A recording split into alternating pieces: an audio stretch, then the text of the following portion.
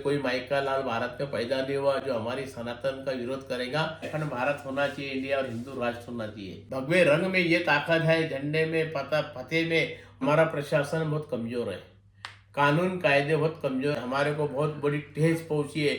मैं खुद मेरी आत्महत्या कर लूँ वहाँ पे। महाराज जी, आप इस समय सनातन को बहुत बारीकी से जानते हैं जी। और जिस सनातन के देश में आज जिस प्रकार से सनातन विरोधी लोग अपना वर्चस्व दिखा रहे हैं, इसको आप कैसे देखते हैं? सनातन विरोधी लोग जी, मुझे हमारे सनातन धर्म को आगे बढ़ना देना नहीं चाहते। ये आपका बोलना है ना जी, जो लव जिहाद में बच्चों हाँ को जी। फंसा रहे हैं तो हम इसका प्रश्न का उत्तर हम आपको दे रहे हैं मीडिया के माध्यम से। हमारी सनातन ये 5 साल में और 10 साल में हमारे सनातन हमारी हिंदू संस्कृति इतनी बढ़ गई अभी पूरे भारतवर्ष में कि सनातन विरोधी अगर ऐसे अंध भक्त लोग कभी हमारे को दूर करना चाहेंगे, सनातन लोगों को, साधु महात्मा को, जनताओं को सनातन से रोकने के लिए कोशिश करेंगे, तो उनके कोई माइका लाल भारत में पैदा नहीं हुआ जो हमारी सनातन का विरोध करेगा। और जो हमारे अन्य जो भक्त लोग हैं, मैं उनको अन्य भक्त लोगों को ये समझाना चाहता हूँ कि आप भी सरस्वती माता की वंदना करिए, महाकाली माता की वंदना करिए, महालक्ष्मी माता की वंदना करिए और हमारे श्री गणेशाय नमः गणपति बापा की वंदना करिए कि ताकि आपकी भी बुद्धि साफ हो जाए और आप भी हमारे सनातन धर्म में जुड़ जाइए सब जने। तो ऐसे भी सनातन धर्म में जब जुड़ेंगे तो ऐसे जो गंदे काम हो रहे, खराब काम कर रहे हैं, तो उनकी जब बुद्धि अच्छी हो जाएगी गणपति बापा के आशीर्वाद से, तो वो भी लोग जो विरोध करते हैं अंध भक्तों लोग, तो वो भी हम लोग सनातन धर्म से हमारे से साथ में लेके चलेंगे हमारे को, और हम भी उनको साथ में लेके चलेंगे। और मुझे विश्वास है इसी तौर पे कि बस थोड़े दिन रुकिए, इनके भी अंध भक्तों की, सनातन के विरोधी लोगों की भी बुद्धि बहुत अच्छे हो जाएंगे और वो भी हम लोगों के साथ में, सनातन लोगों के साथ में जुड़ के रहेंगे।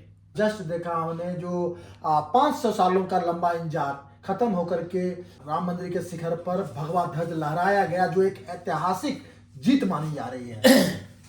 आज हम एक बात बताते कि अखंड भारत और हिंदू राष्ट्र, ये सब जो चर्चा हो रही है कि अखंड भारत होना चाहिए इंडिया और हिंदू राष्ट्र होना चाहिए, तो मैं मीडिया के माध्यम से एक पूछना चाहता आप लोगों से, हिंदू राष्ट्र तो ही ना, अखंड भारत भी है। कौन बोलता है कि अखंड भारत और अपना हिंदू राष्ट्र नहीं है? वैसा भगवा जो है, ये भगवा है, ये जो भगवा है, ये भगवा भगवान के, श्री कृष्ण भगवान के और महाकाली शिव पार्वती माता से और गणपति बापा से भगवा उनके कार्यकाल से चालू है। और ध्वजारोहण भी उनके कार्यकाल से भगवे की ध्वजारोहण हुई थी। आप कृष्ण भगवान की पोथी में, किताब में, बाइलेक में पढ़िए, उसमें भगवे राम का उल्लेख भी है। माता महाकाली के देवी भागवत भी भगवे करण का क्या होता है उसका उल्लेख है। तो और जो तिरंगा रहता हमारा, तिरंगे में भी इसका क्या उल्लेख है आप जानिए। तो ये भगवा रंग, और भगवा रंग पूरे इंडिया में, पूरे भारत में हमेशा फहराते रहेगा। और भगवे रंग में ये ताकत है, झंडे में फतेह में, और हमारे झंडे में जो लहराता है हवा में ऐसा, तो ये लहराते लहराते झंडा जो लहराता है ऊपर जाके भगवान राम जी का, तो वो संदेश देता है हमारे पूरे जनताओं को, नारी शक्ति को, कि सबकी बुद्धि अच्छी करो।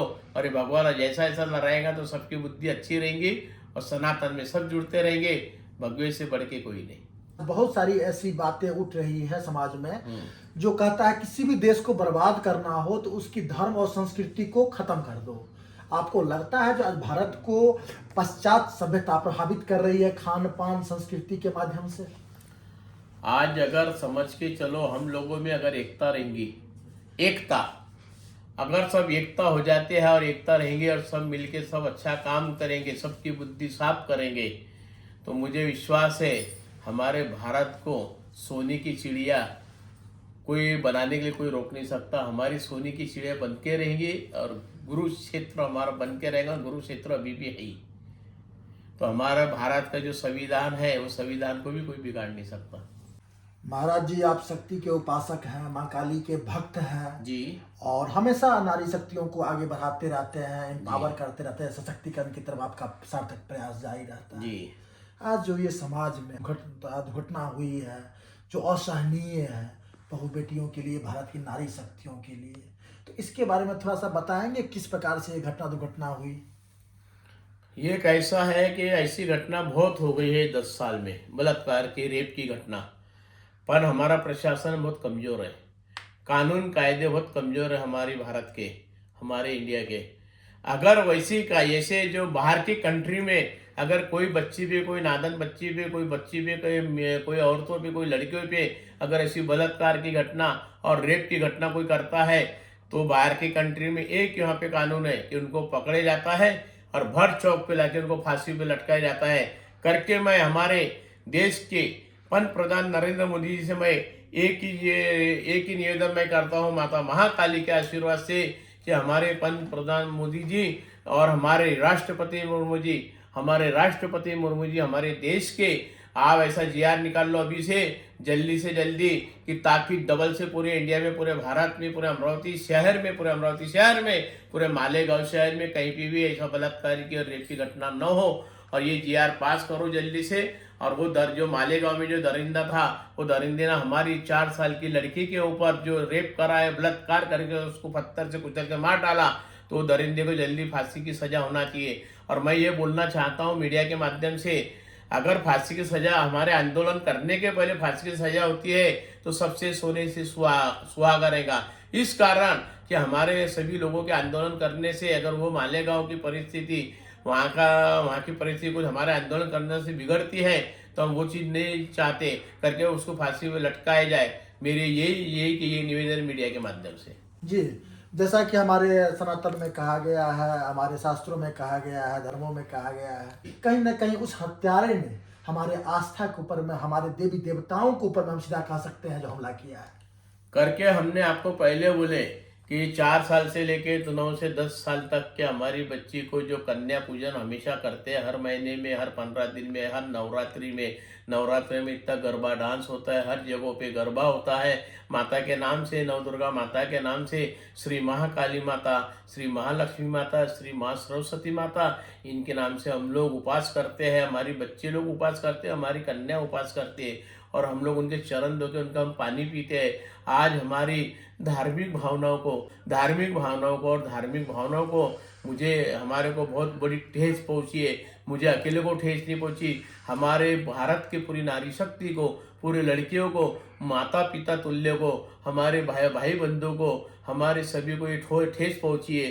करके मैं ये मीडिया के माध्यम से ये चीज़ हर जगहों पे फैला रहा हूँ। और मुझे विश्वास है हमारे देश के नरेंद्र भाई मोदी, हमारे पंत प्रधान देश के, हमारे को मालूम है कि ये जीआर जल्दी पास करेंगे। फांसी की सजा होती है और ये जीआर लागू हो जाता है ना, तो ऐसे दरिंदे कभी भी अपने पूरे भारत में ऐसे पैदा नहीं होंगे। इतनी दुखद बात है हमारे देश में, जब बच्चियों का, महिलाओं का रेप होता है, शोषण होता है, तो उसके लिए ऐसे समाज सेवियों को आगे आना पड़ता है, अपना आक्रोश जाहिर करना पड़ता है, सरकार के सामने अपनी निवेदन और विनती और वार्निंग दी जाती है, और तब जाकर के सरकार कहीं ना कहीं जगती है। जबकि महाराज जी ने बताया कि विदेश के देशों में ऐसे कानून के प्रावधान है जहां पर हत्यारे को, जहां पर दोषी को, जहां पर आरोपी को सीधा फांसी के फंदे पर लटका दिया जाता है।